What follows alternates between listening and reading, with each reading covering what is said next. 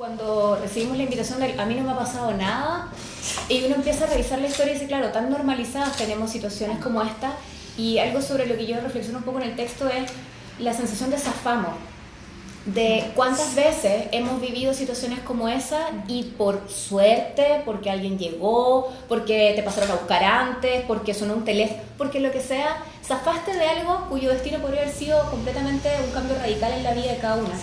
Y creo que eso es algo mucho más común incluso que la situación en sí. El hecho de la sensación que queda, que es como, uy, me salvé. Y eso también lo tenemos súper normalizado. Y conté una historia que fue, cuando la escribí pensando que era como Santiago de 100 palabras, una cosa así. Y la escribí súper cortito y te la mandé a ti. Sí. Y me volviste un ¿qué? Y que había sido casi un intento de violación cuando tenía 7, 8 años, pues tenía a lo mejor menos, no lo sé. No, realmente no puedo como fijar el momento, ¿no? Pero cuando ella me respondió,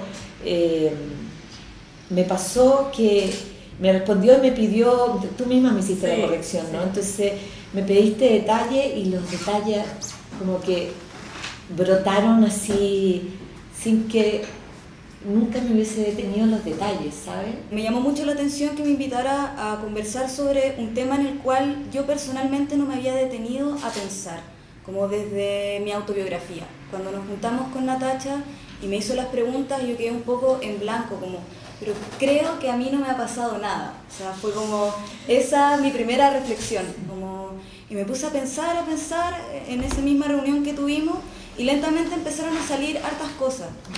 Y el caso de la historia que cuento es una situación que me pasó hace varios años en un estacionamiento de un supermercado, donde un tipo como que se me insinuó.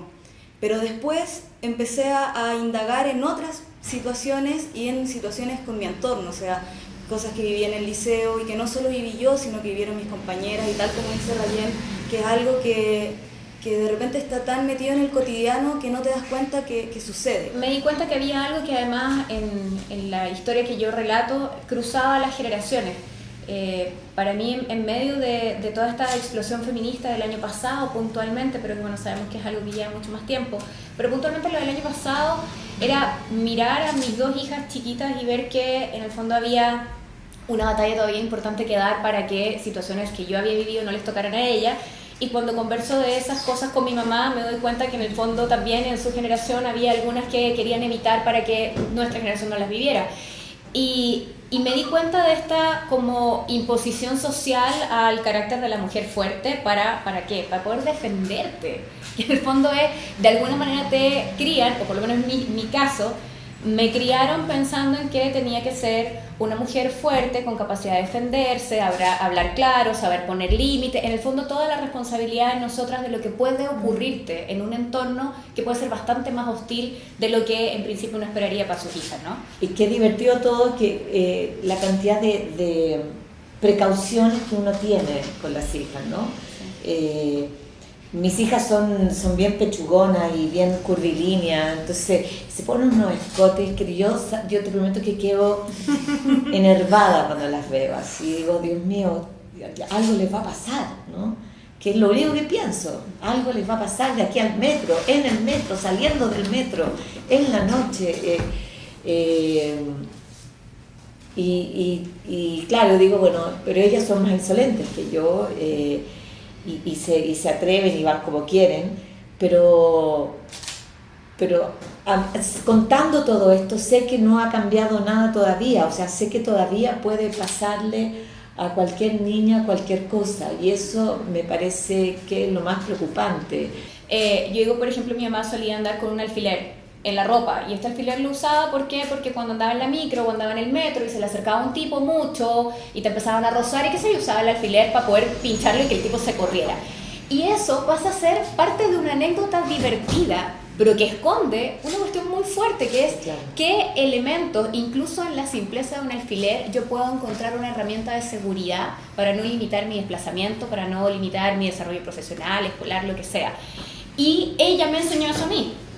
Y entonces surgieron otra serie de artimañas o trucos que teníamos que usar las mujeres para poder salir a una hora que, comillas, no era adecuada, o andar en un lugar muy atochado y que no te pasara algo, o lo que hoy día se ha puesto mucho más de manifiesto sobre la mesa del avísame cuando llegues, o cosas como esa. Y estaba inmerso en estos relatos en mi memoria hasta el minuto en el que lo empiezo a escribir como algo anecdótico, no con el peso que significa cuando tú lo bajas a escribirlo y decir, bueno, en realidad esto que me está pasando a mí, la historia que yo estoy contando, también le pasó a mi mamá, quién sabe cuántas historias más le pasaron que desconozco, y probablemente a muchas generaciones más, a muchas otras mujeres. Entonces, esa toma de conciencia de la que se hablaba recién, tiene que ver con, de alguna manera, comprender que lo que hemos venido viviendo de manera muy casi divertida, que ha alimentado desde rutinas de humor a cosas románticas también, de romántico ni de chistoso tenían nada, y que es recién hoy día que podamos verlo con la gravedad que representa, porque al fin y al cabo es un atentado contra la seguridad de las mujeres. A las mujeres igual se nos ha negado algo súper esencial para mí, para cualquier ser humano, que es la soledad. Como nuestra soledad está siempre mediada por un factor de peligro, de miedo. O sea, todos estos mega relatos que están en el cine, en la literatura, no sé, los poetas beat que salían y viajaban por la carretera. Es una mujer, tiene que hacerlo con mucho resguardo o simplemente... Ser muy descarada, sí, ¿no? ser o muy sea, descarada. Qué lindo lo que dice además de que a una la privaron de la soledad y de la audacia también, ¿no? De tomar caminos rebeldes, que a lo mejor en la pulsión inicial o de origen estaban ahí y uno las dejó pasar por miedo a que la transgresión significara una transgresión física. Para quienes estamos acostumbrados a contar historias de otro o a ser el preguntón o la preguntona, es muy raro también hablar de uno. Yo escribí la historia primero en tercera persona, escribí la historia de otra persona, en el fondo, que era mi historia pero contada en tercera persona, porque me resultaba muy complejo hablar del yo, era muy extraño. Entonces la escribí primero en tercera persona y la medida que fui pasando un par de veces el mismo texto, empecé de a poco a usar el yo pero en plural, al nosotras, y me costó como 3 versiones llegar al yo sola. Y tiene que ver también con, nuevamente, la toma de conciencia y los ejercicios y más que ejercicios, los espacios o procesos emocionales que se van vinculando a esa historia. Es súper distinto cuando tú la relatas, por más tuya que sea, casi como que le hubiera pasado a un tercero, con una distancia que permite la construcción de un buen texto, pero que no tiene emoción, a cuando lo empiezas a hacer mucho más tuyo, porque realmente es tu propia historia. Y en eso, claro, hay una parte, no sé si es un exorcismo como tal, pero sí es una herramienta de conexión a espacios que probablemente para esa supervivencia de la que hablaba la Pali, uno los ha dejado mucho más atrás, probablemente convertido casi en una historia de otra persona. Esta misma historia la conté, me acuerdo a mis compañeras del colegio, incluso a mi mamá, y también fue muy naturalizado lo que ellas me dijeron, como, bueno, tienes que tener más cuidado, no tienes que andar sola en la calle. Y con el tiempo decía, bueno, yo estaba sola en la calle, yo no sé defenderme, me podría realmente haber pasado algo, porque creo que no tengo la fuerza para golpear a alguien, no sé, me hizo mucho ruido. Pero también en este relato yo hablo de qué es lo femenino, y siento que eso también fue algo que cargué durante mucho tiempo, como yo pertenezco a esto, ¿qué se supone que es lo femenino? ¿Cómo debería verme? ¿Cómo debería actuar? Y me pasó que después de hacer el relato coincidí con una compañera del liceo que era muy amiga mía y hablábamos de esto. Y yo tenía todo un rollo con mi aspecto, con que usaba el pelo muy corto, con que me confundían, con que era un chico o era una chica. Y cuando conversé con ella, siento que sané la situación. Y porque vino a mi mente por esta historia que dibujé. Es por osmosis más que por un objetivo, ¿no? Que la creación pasa por otro lugar para mí y nunca trabajé nada de esto con la actuación o con la dirección o con la escritura teatral, nunca. No, como digo, lo tenía tan normalizado, lo tengo todavía tan naturalizado y lo cuento y sigo encontrando insignificante mi historia, pero sé que no fue insignificante, ¿me entiendes? Pero no logro como salir de de tener en ese estatus la historia porque supongo que es aterrante. Parte de lo que les contaba antes, esto de mi mamá enseñando a usar este alfiler para defenderse en el metro, qué sé yo, y la crianza de la mujer fuerte para poder defenderte, no va de la mano de ser víctima de nada. El superpoder en el fondo se escapa por completo cuando uno se tiene que reconocer como víctima de algún tipo de abuso en toda la amplitud que eso significa. Y cuando la Natacha decía recién, nos han privado, robado este espacio de soledad, de poder caminar solas, tranquilas por la calle o qué sé yo, también muchas de estas otras cosas en esta defensa de derechos también se nos ha privado. El tener que salir hoy a defender un derecho implica ser casi superpoderosa, pero resulta que probablemente gran parte del fondo de eso viene de reconocerse primero que a ti te pasó, y aunque uno no lo diga, eso implica ser víctima de algún tipo de abuso.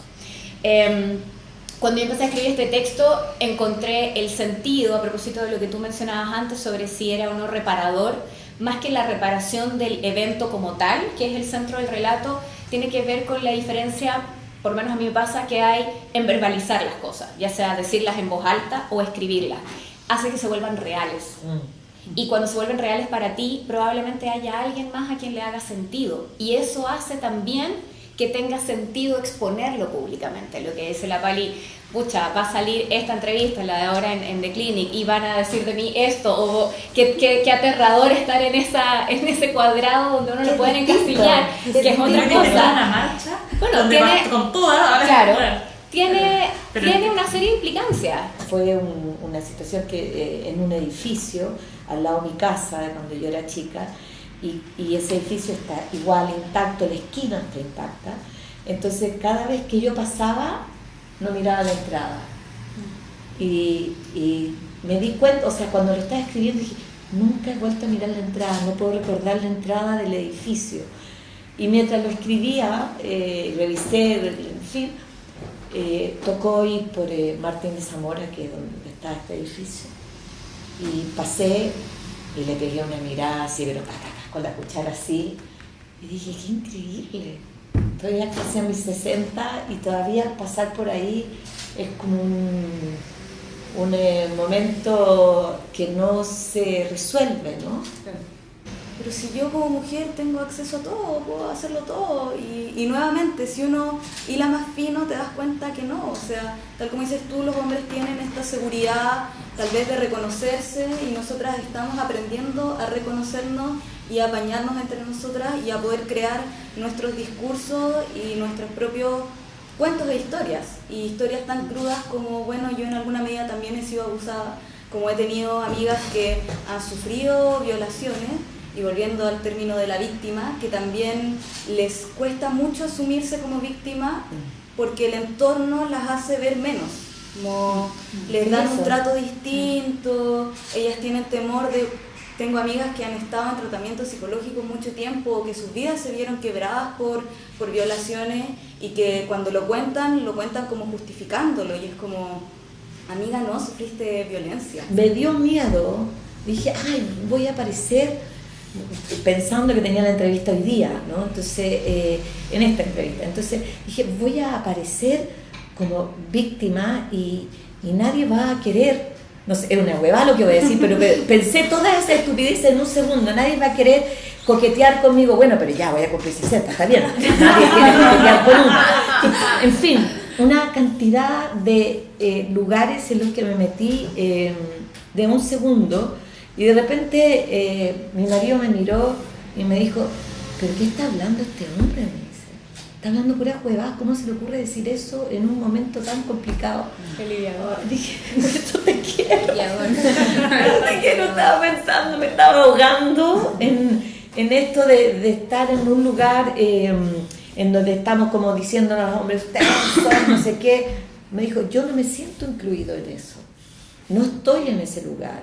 O sea, si jamás diría que ni me atrevería a hablar sobre la coquetería o sobre el erotismo, ¿por qué eso tiene que estar en juego? ¿Por qué tiene que cuestionarse eso? Es dos dedos frente, sentido común, eso no se va a eliminar, me decía. Me dijo, no tengas miedo, ni nadie de ustedes debe tener miedo, me dijo, porque todo hombre con sentido común sabe cuándo hay coquetería, cuándo hay erotismo y cuándo te están diciendo que no. Está clarísimo cuando está. Y está clarísimo para un hombre cuándo está abusando. Todos los hombres sabemos que tenemos más fuerza que ustedes. Todos. Uno de los mayores relatos que acompañan las denuncias o intentos de denuncia por abuso o acoso, etcétera, a través de las policías, que es el mecanismo oficial, es no me creyeron. O no me atrevo a ir porque no me van a creer. Cuando uno siente que existe un espacio hoy día social que viene dado desde lo que ocurre con la relevancia que ha tenido para los medios de comunicación, que luego también permea la política, que se debe legislar al respecto, etcétera, de estos temas, dice, bueno, hoy día parece que sí me van a escuchar. Y eso me parece que es tal vez el mayor de los cambios, porque de algún modo, cerrando los temas, es recuperar la confianza que se le quita a la víctima. Reconocerse como víctima implica reconocerse vulnerable y probablemente abrazar el nunca te van a creer. Entonces, cuando hay una piscina con esta agua donde hoy día estos relatos empiezan a tener más sentido, porque bueno, ya no es un hecho aislado, pasado tantas veces, lo que pasa es que no lo habíamos mirado, y empiezan a surgir esas voces, hacen que tenga más sentido y hacen que tome más fuerza, pero sobre todo que sea creíble.